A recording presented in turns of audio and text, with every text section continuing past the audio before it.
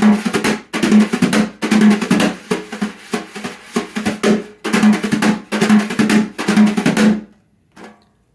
folks, Jason here with another drum set video. You might be like, hey Jason, where's the drum set? Well, right now I'm working with a couple of students on brush technique, and the art of brush playing is really centered around just playing with two brushes on a snare drum. You can certainly move around the kit, but the key I think is to start here and see how much vocabulary you can create just from that. I have two students I'm working with right now. Starting with this past fall semester, fall of 24, moving into spring of 25. And one of the assignments I gave them was to create different ideas. These could be very short 3, 4, 5 note ideas, and then longer phrases, 1 measure, 2 measure, 4 measure phrases, using a combination of techniques and sounds that we play using brushes.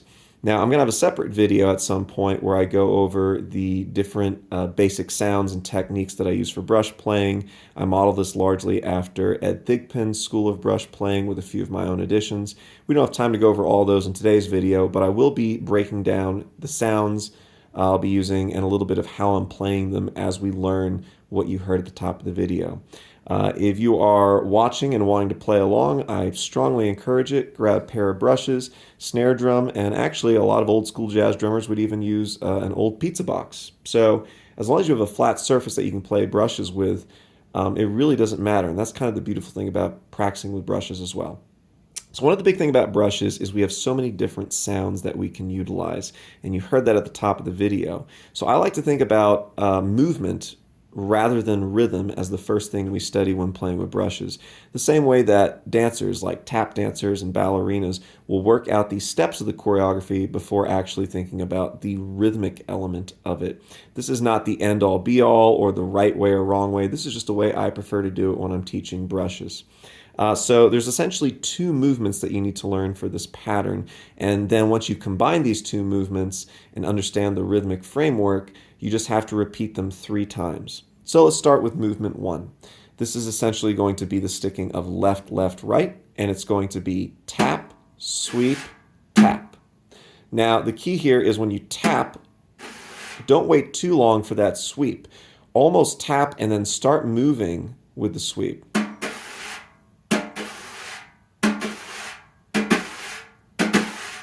Right, notice I'm using this sort of lateral side-to-side sweeping motion. And then I'm going to cross my right hand over to do the next tap. Tap, sweep, tap, that last tap, because if I keep it over here, it's going to get caught potentially in the brushes, and we don't want that. So again, in slow motion, tap, sweep, tap. Now, before we think about the rhythm, let's just do some repetitions of tap, sweep, tap, rest. Here we go together. We'll do this 4 times. 1, 2, 3, 4. Tap, sweep, tap. Tap, sweep, tap. Tap, sweep, tap. Now, once you've got this down, you can move on to the second movement, which is going to contain 4 notes. The first of these is a sweep to the left, followed by 2 what we call ticks, and then a flat or slap. Let's break down each of these sounds. The sweep is really just that. It's a very gentle sweep. I don't like to really dig too deep into the drum for this. It's something that's just kind of filling the space, like a long tone or a sustained note that you might hear on a woodwind, right? So don't even worry about articulating it and then sweeping. Just go ahead and sweep. Next up, we have those 2 ticks. Tick is a term that Ed Thigpen coined in his School of Brush Playing. It's basically like a ghost note. Very light, low stick height. You're just kind of creating this barely there sound. And then last but not least is the flat or slap, which is, well, all parts of the brush are landing and laying flat on the drum head before lifting back up. So it's tempting, especially if you're coming from mostly playing with sticks, to want to lift off the drum head, but actually just drop the brush like that. Think about it like a dancer dropping their whole foot. Okay, so we've got sweep, tick, tick, flap. Let's do this 4 times. We'll do a little bit of a break after each one. 1, 2, ready, go. Sweep, tick, tick, flap. Sweep, tick, tick, flap.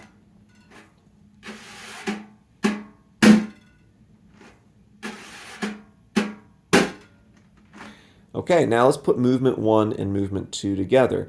Again, we're not worried about the rhythm at all. We're just trying to get this sequence of sounds, these 7 sounds, in the right order. Very slowly.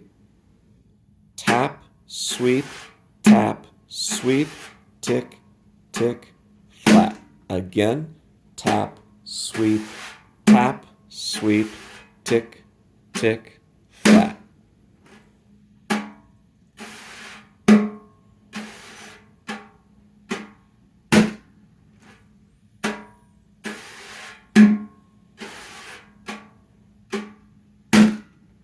Now practice that as many times as you need to. It's important before we get to the next rhythmic layer that you have just that sequence of motions, that full movement down, to where it's really muscle memory. You're not really thinking about it at all. So I'm going to take a second. If you want to pause the video and just review again that 7-note sequence of tap, sweep, tick, tick, flat, take some time to do so. Okay, now that you've got the movement worked out, let's go ahead and incorporate the rhythm. Now, there's 2 ways we can think about the rhythm here. We're in 4/4 time, and there's 2 measures for this entire pattern or fill that we're playing. So you can think quarter notes as the larger underlying pulse. 1, 2, 3, 4. That's a measure. Or you can think about subdividing those into 8th note triplets, which you can count as triplet, triplet, triplet, triplet.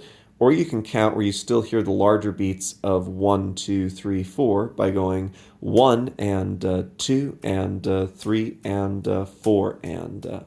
Now, what we're going to do basically is the rhythm of 1 and 2 and 3. That's the first cycle of that 7-note movement that you should have as muscle memory by now. Then we're going to start the second cycle of that same movement on beat 4, 4 and 1 and 2. And then that same 7-note movement is going to start on beat 3, 3 and 4 and 1. Notice how it ends on the downbeat of measure 3. So if we're thinking of 2 measures, 1 and 2 and 3. 4 and 1 and 2, 3 and 4 and 1. Notice again, it lands on the downbeat of measure 3. So that rhythm we're going to take and apply to that movement of those 7 sounds. Very slowly. 1, 2, 3, 4. 1 and 2 and 3. 4 and 1 and 2. 3 and 4 and 1. Same thing. 1, 2, 3, 4. 1 and 2 and 3. 4 and 1 and 2. 3 and 4 and 1.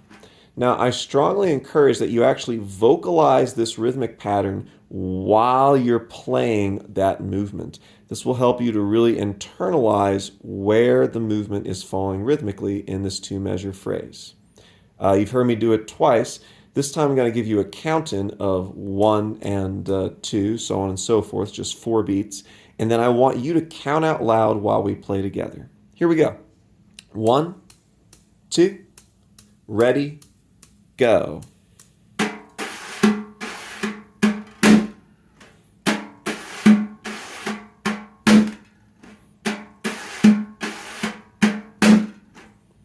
Same thing, but a little faster.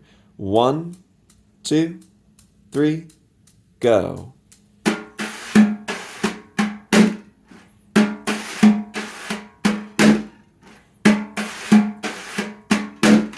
little faster. 1, 2, 3, 4.